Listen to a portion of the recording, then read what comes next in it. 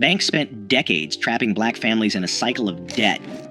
Yet in the 1960s, thousands of black men paid for every car, home, and appliance with cash, shutting the door on creditors entirely. Their secret was a code passed down through generations, forged in the shadow of sharecropping and redlining. Why did this proud discipline flourish precisely where American banking wanted it gone, and what did it cost to keep? The roots of resistance run deeper than you think. Sharecropping defined the economic reality for countless black families after the Civil War. On paper, it offered a chance at independence, but in practice, it chained generations to land they could never own. Landowners set prices for seed and tools, kept the only ledgers, and charged interest so steep that a good harvest meant little. At the end of each season, families learned they owed more than they had earned. Debts piled up year after year with no escape. The law backed the landlords, and violence enforced the rules. For many, freedom meant trading one master for another. This time, the master was debt. Decades later, federal policy drew new boundaries. In the 1930s, the Homeowners Loan Corporation created maps that colored black neighborhoods in red, labeling them too risky for investment. Banks followed the lines. Mortgages, business loans, and even basic checking accounts were denied to anyone living inside the red zones. The GI Bill, celebrated for building the white middle class, offered little to black veterans. Only 2 out of more than 3,000 VA-backed home loans in Mississippi in 1947 went to black applicants. In cities across America, home ownership became a distant dream. By 1960, just 38% of black families owned their homes, compared to 64% of white families. The price of a loan, if one could be found, often came with higher rates, more fees, and the constant threat of repossession. These policies did more than block access to credit. They taught that borrowing from banks could mean losing everything. Wages could be garnished for a missed payment. A single late bill could bring public shame or eviction. Families learned to distrust official promises and to see debt as a danger, not a tool. The lesson passed from parent to child. When you owe, you are not free. Cash became the shield. Every dollar seed was a step away from the trap. In the shadow of these systems, a code of self-reliance grew, not out of myth, but out of necessity. The discipline to avoid debt was not just pride, it was protection against a world built to profit from black hardship. A father stands at the counter, bills stacked in his hand, eyes steady as the salesman counts every dollar. No loan paperwork, no interest rates, just the slow, deliberate handoff of hard-earned cash. In kitchens across the country, this scene played out for refrigerators, washing machines, even used cars, anything big enough to threaten the family's security if it came with a monthly bill. The ritual was the same, months, sometimes years, of saving, each payday bringing the goal closer. The cash might be hidden in a coffee can, tucked behind flour in the pantry, or slipped beneath a loose floorboard. On the day of the purchase, children watched as fathers smoothed out creased bills that had passed through too many hands to count. Each dollar carried the weight of sacrifice, a skipped treat, an extra shift, a winter coat handed down one more season. Ownership meant more than pride. It meant safety. A car paid in full could not be repossessed after a missed payment. A refrigerator bought outright kept food cold, no matter what happened at work. The family's roof stayed over their heads because there was no mortgage for a bank to call in. The lesson was clear. If you could not pay cash, you waited. Debt was not just a number. It was a risk, a lever someone else could pull to take away what you had built. Stories passed down in living rooms and on front porches told of neighbors who lost everything over a single missed payment. The warning was woven into every decision. Don't owe nobody. Fathers taught sons to count their bills twice, to demand a receipt, to walk away from any deal that required a signature promising money not yet earned. Even the smallest purchases came with a sense of ceremony. The act of paying in cash was a declaration. No bank, no landlord, no creditor could claim a piece of what was yours. The discipline ran deep. No matter how tempting the new model or the salesman's pitch, the answer stayed the same. Cash on the barrel, or nothing at all. This was not stubbornness for its own sake. It was protection, passed down from men who had seen what happened when debt crept in. The pride in ownership was quiet, but fierce. Each paid-off possession was proof that freedom could be claimed, $1 at a time. Every household had its own system, but the kitchen drawer was sacred. Inside, envelopes lined up like soldiers, each one marked in careful handwriting: rent, groceries, light bill, church, a little for savings. On payday, mothers sat at the table with stacks of cash, counting out each dollar by hand. No calculators, no bank statements, just memory and discipline. The ritual never changed. She would break the bills, fold them once, and slip them into their envelopes. If the grocery envelope ran low, meals got simpler. If the rent envelope was full, a sigh of relief might escape, but never a celebration. Money for treats or new shoes waited until every envelope had what it needed. Children learned early not to touch those envelopes. The lesson was clear. Each dollar had a job, and every job had to get done before anyone could think about extras. Sometimes a few bills got tucked away in a spot only she knew, behind a jar of beans, under the lining of her purse.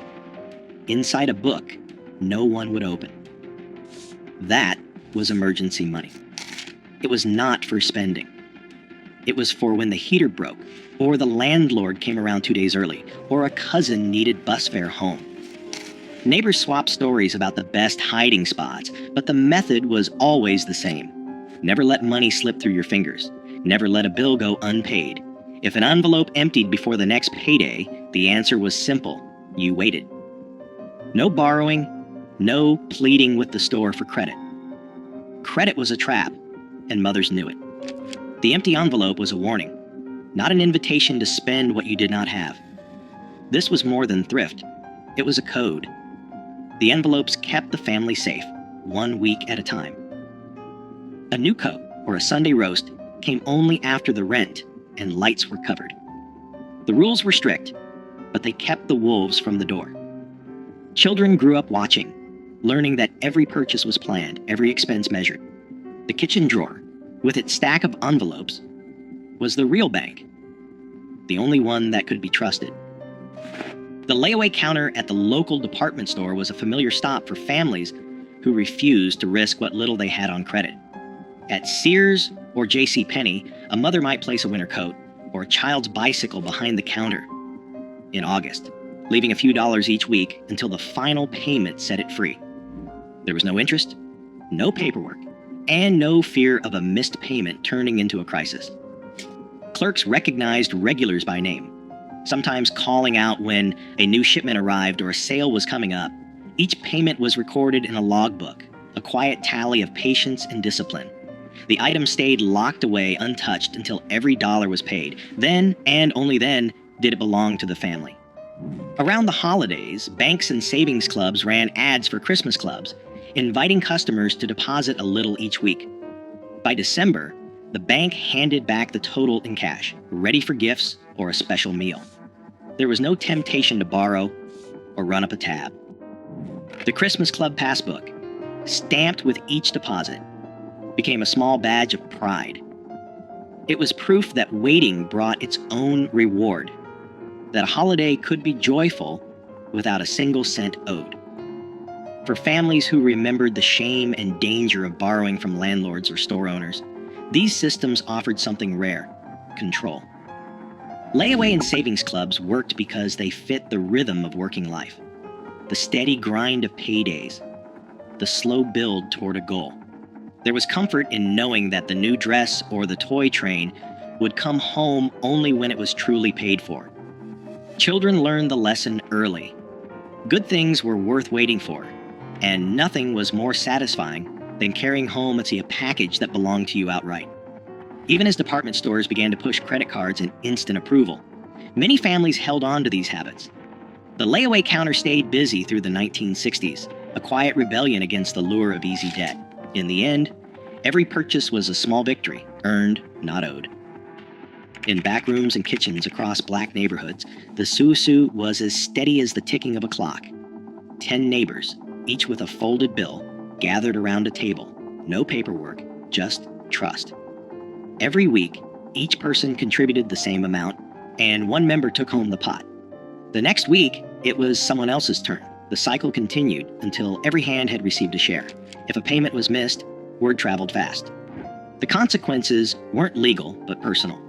A lost place in the circle, a loss of respect. In cities like Detroit and New York, these rotating savings clubs, rooted in West African tradition, helped families buy appliances, cover hospital bills, or send a child to college, all without a bank's permission. Barter wove another safety net. A mechanic traded a brake job for a basket of tomatoes. A seamstress hemmed pants for a sack of potatoes. Skills moved through the neighborhood as quietly as cash, and every exchange kept money close. Repairs stretched the life of radios, shoes, and washing machines. Nothing was wasted. A broken toaster found its way to the neighbor with a soldering iron and a knack for coaxing life from tired wires. Oral histories recall how these trades built a web of support, sidestepping the need for credit and keeping families afloat. Churches anchored these networks. Sunday offerings funded more than sermons. They paid for groceries, rent, or a few dollars slipped into a father's hand after service. The help came quietly, with the understanding that one day the favor would be returned. Sermons warned that debt was a shackle, not just a number. The church's aid was both spiritual and practical, reinforcing the lesson that freedom meant living within your means. Insurance agents from North Carolina Mutual and Atlanta Life walked door to door collecting dimes and debit books. These small premiums bought peace of mind, a dignified funeral, a cushion for hard times. The agent knew every family by name. Miss a payment, and the agent returned, not with threats, but with concern. Accountability ran both ways. Each system, susu, barter, church, insurance, rested on a single rule: take care of your own. Pride in these arrangements ran deep, proof that even when banks shut their doors, Black families could build wealth, protect each other, and remain free from debt. Credit offers began arriving in mailboxes, thick envelopes promising instant approval, and a line of credit with no questions asked. The language was slick: buy now, pay later, no money down, just sign and take it home. Department stores and national banks, locked out of Black neighborhoods for decades, now saw a new market. They sent out applications by the thousands, sometimes addressed to resident or occupant, hoping to catch anyone willing to bite. The numbers looked tempting: a bank AmeriCard with a $500 limit, a Sears card for new appliances, a department store line for back-to-school clothes. But the fine print told a different story. Interest rates hovered at 18%, sometimes higher. Annual fees chipped away at any savings. Miss a payment, and penalties stacked up fast. Late fees, higher rates, even threats of wage garnishment. Newspaper ads and radio jingles painted credit as a ticket to the American dream. In reality, the terms were designed to keep balances growing. A $200 refrigerator bought on credit could cost $350 by the time it was paid off. Department stores trained clerks to pitch store cards at the register, offering discounts on the first purchase but locking families into revolving debt. Some banks used out-of-state charters to sidestep local usury laws, importing higher Nebraska or South Dakota rates into cities like Detroit and Chicago. Letters arrived every week, each one promising a better life, each one a trap disguised as opportunity. The pressure was relentless. For families who had learned to save every dollar, the flood of offers felt like an attack on their discipline. The old code, wait, save, own, met a new world where patience was out of style and debt was sold as freedom. The first cracks appeared when neighbors started showing off new furniture or cars bought on credit, the price hidden behind a monthly bill. Banks called it progress. For many, it was the beginning of a new kind of risk. The old rules began to slip away in the late 1960s. Factories that once offered steady paychecks shuttered their doors, leaving entire neighborhoods without work. In Detroit, Chicago, Newark, and Watts, unrest swept through the streets. Businesses boarded up windows or left town altogether, taking jobs and stability with them. The corner stores that once offered layaway stopped offering the service, shifting to cash or credit-only policies as insurance costs soared and profit margins shrank. Families who had always relied on cash found their budgets stretched thin by rising prices and shrinking incomes. Savings, hidden in coffee cans and envelopes, vanished quickly when paychecks stopped coming. The Susu circles, once tight and reliable, struggled as members lost jobs or moved away. Even the church, a last line of defense, faced dwindling offerings as more families needed help than could give. The safety nets that had protected generations began to fray.